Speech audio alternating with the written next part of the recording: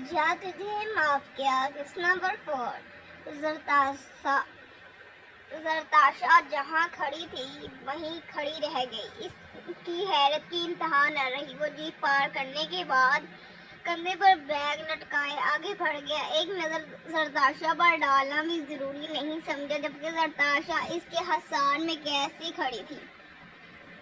आंखों पर स्याह चश्मा, हेयर स्टाइल, ड्रेसिंग। जरताशा की आंखों में इसका चेहरा समा सा गया। नहीं, ये नहीं हो सकता। जरताशा ने सर नफी में हिलाया। नहीं, ये समीर नहीं हो सकता। जरताशा को लगा शायद मुझे गलत फहमी हुई है। समीर के लंबे बाल, इसकी मूछें नहीं, वो मेरे कहने पर ऐसा कैसे कर सकता है। जरताशा खुद से सवाल कर रही थी। अगर इसने मेरे कहने पर ये सब किया है तो इसका मतलब जरताशा ने सर नफी में हिलाया तो क्या ये सच में मुझसे मोहब्बत करता है? मेरे लिए क्या इसने ये सब किया? चंद दिनों में खुद को बदल डाला मेरे लिए? नहीं, ऐसा नहीं हो सकता। नहीं, इसके पीछे भी जरूर इसका कोई मफाद छुपा होगा। मैं इस पर यकीन नहीं कर सकती। ये शख्स हर लम्हा मुझे एक नया चेहरा दिखाता है अपना। अगर इसने ये सब मेरे कहने पर किया भी है तो भी मुझे कोई फर्क नहीं पड़ता। जो दिल में आए करे, मुझे कोई फर्क नहीं पड़ता। जरताशा अपनी क्लास की तरफ बढ़ गई।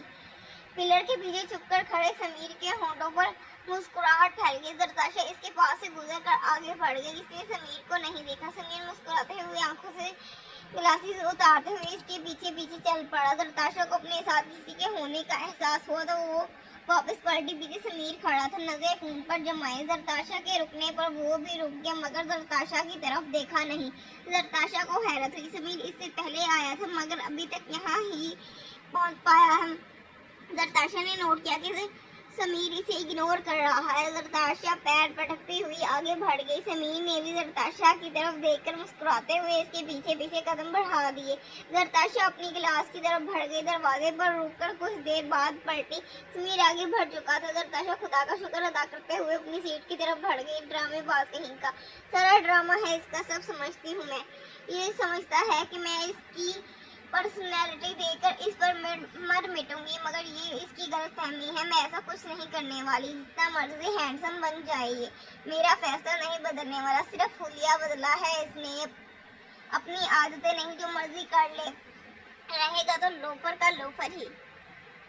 खैर मुझे क्या, मैं क्यों इसके बारे में इतना सोच रही हूँ। बाहर में जाए मेरी क्लास। जरताशा अपने आप को कोसते हुए अपना बैग खोलकर असाइनमेंट चेक करने लगी। थोड़ी देर बाद नाजिया और नीलम क्लास में दाखिल हुई। ओ माय गॉड जरताशा, तुमने देखा? नाजिया और नीलम तेजी से जरताशा के पास आ बैठी। जरताशा, तुमने देखा समीर को?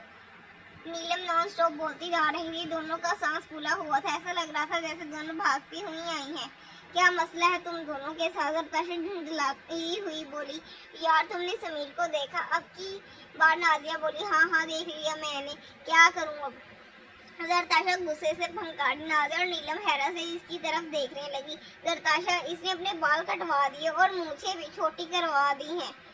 नीलम तेजी से बोली। तो मैं क्या करूं? अगर इसने मुझे कटवा दी है तो तुम दोनों क्या सुबह सुबह ये समीर को लेकर बैठ गई हो? असाइनमेंट चेक करो, अपनी अपनी आज जमा करवानी है। जब देखो समीर समीर लगाई होती है तुम दोनों ने, और कोई काम ही नहीं है। जरताशा की आवाज अब धीमी हो चुकी थी क्योंकि क्लास का टाइम हो रहा था और सारे स्टूडेंट्स आ चुके थे क्लास में। हम तो बस ये कह रही थी कि समीर पहले से भी ज्यादा हैंडसम हो गया है। नाज़िया ने जरताशा के कान में सरगोशी की। तो क्या करूं मैं? जरताशा इनकी कोई भी बात सुनने को राजी नहीं थे। जरताशा को चिड़सी होने लगी समीर के जिक्र पर।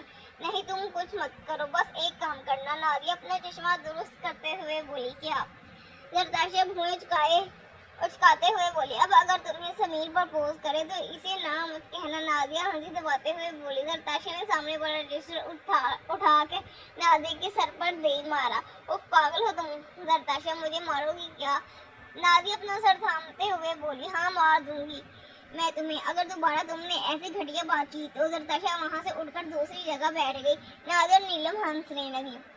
अच्छा यार, हम तो बस मजाक कर रही थी। जरताशा के वहाँ से उठने पर दोनों इसके पीछे भागी। जरताशा मुंह फैलाए बैठी रही। क्लास शुरू हो चुकी थी। इसके बाद इन तीनों मेरी इस बारे में कोई बात नहीं हुई। समीर क्लास के बाहर ही रुककर फैसल और नवीद का इंतजार कर रहा था। वो दोनों जैसे ही वहां आए समीर को देखकर दंग रह गए। नो नो नो समीर, ये तुम नहीं हो सकते। फैसल तो बस गिरने ही वाला था। नवीद ने इसे थामकर गिरने से बचाया। समीर के होठों पर मुस्कुराहट फैल गई। वो दोनों बाजू सीने पर बांधे इनकी हरकतें देखने लगा। ओ माय गॉड समीर, ये तुम हो? तुम तो पहले से भी ज्यादा हैंडसम लग रहे हो। अब फैसल दिल पर हाथ रखते हुए बोला, फिर घुटनों के बल समीर के सामने बैठ गया। समीर, मुझसे शादी करोगे? फैसल दोनों हाथ जोड़ते हुए बोला, ऐसे ही हाथ जोड़ेगी जरताशा खान तुम्हारे सामने? फैसल आंख दबाते हुए उठ खड़ा हुआ। तीनों हंस हंस कर लोट पोट होने लगे। चलो बस करो, अब क्लास में जाने का टाइम है। बस जरताशा खान को अच्छा बच्चा बनकर भी तो दिखाना है। हाँ हाँ। समीर की बात पर एक बार फिर से तीनों का कहका गूंजा। तीनों हंसते मुस्कुराते क्लास में दाखिल हो गए। सब स्टूडेंट्स की नजर समीर पर टिक सी गई। समीर क्लास में प्रोफेसर साहब भी हैरान हुए समीर को क्लास में आते देख। एक तो सारी क्लास समीर की क्लास में आने पर हैरान थी, ऊपर से इसका बदला हुआ हुलिया देखकर सब देखते रह गए। हर तरफ समीर नामी सरगोशियां शुरू हो गई। बरखुरदार आज कैसे रास्ता भूल गए क्लास का। प्रोफेसर साहब भी ऐसे कैसे जाने देते समीर को। Good morning sir. सर, ये तो आपकी खुशकिस्मती है कि मैं आपकी क्लास अटेंड करने आया हूँ, वरना एक दुनिया तरसती है। डी डॉन समीर गुजर से मिलने के लिए। समीर की बात पर सारी क्लास हंसने लगी। प्रोफेसर साहब ने वहीं से डस्टर का निशाना लगाया समीर पर, जो समीर ने बआसानी कैच कर लिया। गलत निशाना सर, लगता है आपकी नजर कमजोर हो रही है। ओ, आपने चश्मा उतारा हुआ है ना, इसीलिए ऐसा हुआ। चले कोई बात नहीं सर, अगली बार चश्मा लगाकर निशाना लगाना, आप हो सकता है सही लग जाए। पूरी क्लास हंस हंस कर लोट पोट हो रही थी। You get out from the class. Professor साहब गुस्से से बोले। समीर ने आगे बढ़कर इनका हाथ चूम कर आंखों से लगा लिया। सर प्लीज मुझे माफ कर दें, आप आइंदा ऐसी गलती नहीं होगी सर। प्रोफेसर साहब दंग रह गए समीर के इस रवैये पर। अच्छा ठीक है, जाओ बैठो अपनी सीट पर। अगर हुलिया सुधार लिया है तो रवैया भी ठीक करने की कोशिश करो, वरना कोई फायदा नहीं तुम्हारे इस हुलिया बदलने का। खुद को अंदर से बदलने की कोशिश करो। अपना रवैया लहजा सब दुरुस्त करो। इन कपड़ों और बालों को दुरुस्त करने के अलावा एक और काम भी करो, अपना इखलाक दुरुस्त करो। ये महंगे कपड़े और महंगी जीन्स जेल्स लगाकर बाल सेट करके खूबसूरत नजर आने का कोई फायदा नहीं जब तक तुम्हारा इखलाक ही खूबसूरत ना हो। खुद को अंदर से संवारो। जी सर। समीर सीने पर हाथ रखकर झुकते हुए बोला, ठीक है, अब क्लास का वक्त ज़ाया मत करो, जाओ बैठो अपनी सीट पर। प्रोफेसर साहब अब की बार थोड़े नरम लहजे में बोले। वो तीनों मुस्कुराते हुए अपनी सीट की तरफ बढ़ गए। लेक्चर स्टार्ट हो गया, मगर सुन कौन रहा था। समीर अपनी सीट पर बैठते ही कानों में कॉटन डाले बैठ गया।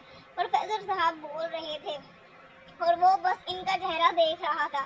छुट्टी का वक्त हुआ तो तीनों कैंटीन की तरफ भरी ताकि लंच करने के बाद हॉस्टल जाएं। जैसे ही तीनों कैंटीन में जाकर बैठी, सामने वाले टेबल पर समीर, नवीद और फैसल आकर बैठ गए।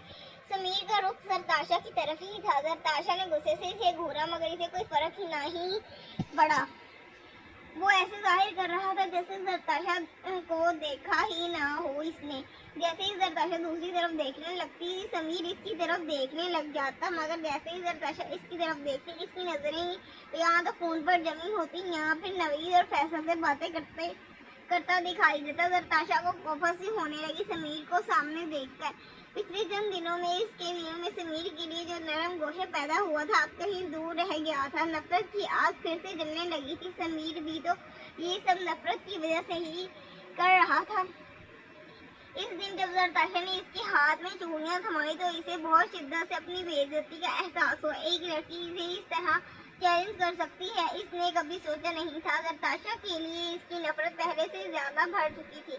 आंखों में दर्द था या गुस्सा, समीर नहीं जानता था।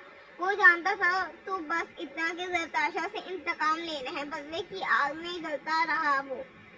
फैसल और नवीद जल्दी से इसके कमरे की तरफ बढ़े और इसके हाथ से बहता खून साफ करने के बाद पट्टी बांधी। समीर कुछ नहीं बोला। अब इसने अपना हाथ भी वापस नहीं खींचा। शायद वो खुद भी इस अज़ियत से बाहर निकलना चाहता था। वो किसी गहरी सोच में गुम सा बैठा था। आज तक किसी लड़की ने इसको जवाब तक नहीं दिया। उनकी आवाज में और जरताशा खान तो चूड़ियां ही थमा गई पहनने के लिए। इस बात का गहरा सदमा पहुंचा था समीर को। समीर, क्या हुआ है तुम्हारे हाथ पर? कुछ बोलो तो सही यार। फैसल इसके कंधे पर हाथ रखते हुए बोला। समीर ने खाली खाली सी नजरों से इसकी तरफ देखा। जरताशा खान। समीर बा मुश्किल बस इतना ही बोल सका, जरताशा खान। जरताशा ने किया ये सब तुम्हारे साथ?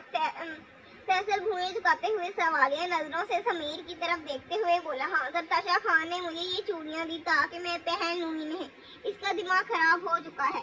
नवीन ने दरवाजे से अंदर आते हुए समीर की बात सुन ली। वो गुस्से से कमरे में बोलता हुआ दाखिल हुआ। अब मजीद एक और दिन नहीं टिकने देंगे हम इसे इस यूनिवर्सिटी में। चलो फैसल मेरे साथ। नवीद गुस्से से फैसल का हाथ थामते हुए बाहर की तरफ बढ़ा। रुक जाओ तुम दोनों। समीर की आवाज पर वो दोनों रुक गए। ऐसा कुछ नहीं करोगे तुम दोनों। ये मेरी लड़ाई है और मुझे अब समझ आ गई है ये जंग कैसे लड़नी है। मुझे चूड़ियों का जवाब चूड़ियों से ही देना पड़ेगा। मुझे वो यही चाहती है ना कि मैं अपने बाल कटवा दूं, ये मूछें कटवा दूं, गुंडागर्दी बंद कर दूं। अब ये सब करके दिखाऊंगा मैं इसे। मैं जरताशा खान। जरताशा खान, तैयार हो जाओ तुम। आ रहा है दी डॉन। समीर गुजर एक नए अंदाज में तुम्हारी जिंदगी बर्बाद करने। समीर अपनी पट्टी बांधे हाथ पर नजरें जमाए सब बोलता चला गया। नहीं समीर, हम तुम्हें ऐसा नहीं करने देंगे। तुम एक लड़की के लिए खुद को नहीं बदलोगे। नहीं, मैं एक लड़की के लिए नहीं, अपने लिए खुद को बदलूंगा। समीर ने फैसल की बात काट दी। सिर्फ और सिर्फ अपने लिए। अब प्लीज कुछ देर के लिए अकेला छोड़ दो तुम दोनों मुझे। मेरा सर बहुत चकरा रहा है। ठीक है, जैसे तुम्हारी मर्जी। हम दोनों हमेशा की तरह आज भी तुम्हारे साथ हैं और हमेशा रहेंगे। दोनों कमरे से बाहर निकल गए। समीर के लिए ये फैसला करना बहुत मुश्किल था, मगर ये फैसला इसे करना ही पड़ा। क्योंकि अब मर्दानगी की बात थी। जब बात मर्दानगी पर आती है तो मर्द हर हद पार कर जाता है। इसे तो बस किसी भी सूरत अपनी मर्दानगी साबित करनी होती है, फिर चाहे वो रास्ता सही हो या गलत, चाहे वो रास्ता किसी का दिल तोड़कर ही ना बनता हो। मर्द इस रास्ते से भी गुजरने से गुरेज नहीं करता। ऐसा ही कुछ समीर के साथ हो रहा था। वो बदले की आग में खुद भी जल रहा था और इस आग की लपेट में जरताशा को भी लेने वाला था। जरताशा का कसूर बस इतना था कि इसने समीर का प्रपोजल एक्सेप्ट नहीं किया। अब गलती की है तो सजा की हकदार तो बनती है ना वो। जरताशा ने नाजिया को इसकी जगह से हटाकर अपनी जगह बिठा दिया और खुद नाजिया की सीट पर आ बैठी। अब समीर इसको नहीं देख सकता था। जरताशा पुरसुकून होकर बर्गर खाने लगी। समीर और इसके दोस्त वहां से उठकर चल पड़े। इनको जाते देख जरताशा ने सुख का सांस लिया। नीलम और नादिया तो खा खा कर थक ही नहीं रही थी, जबकि जरताशा बस एक बर्गर खाकर बैठ गई। वो इन दोनों के इंतजार में थी अब के जल्दी से ये दोनों फ्री हों लंच से तो वो हॉस्टल पहुंचे। ओह, मुझे तो बुक लेनी थी लाइब्रेरी से।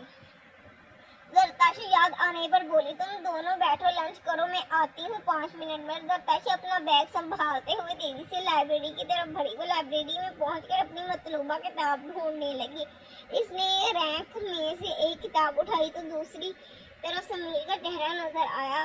जरताशा डर कर नीचे बैठ गई। इसे डर था कि अगर समीर ने इसे देख लिया तो पता नहीं कैसे रिएक्ट करेगा। जरताशा ने उठकर रैंक के दूसरी तरफ देखा। समीर नहीं था वहां। जरताशा ने सुख का सांस लिया। समीर रैंक की दूसरी तरफ से जरताशा के पीछे आ रुका। मुझे ढूंढ रही हो? समीर की आवाज पर जरताशा पलटी। जिस बात का डर था वही हुआ। समीर जरताशा के सामने खड़ा था, चेहरे पर दिल पर मुस्कुराहट सजाए। जरताशा बस फटी फटी सी निगाहों से समीर को घूरने लगी।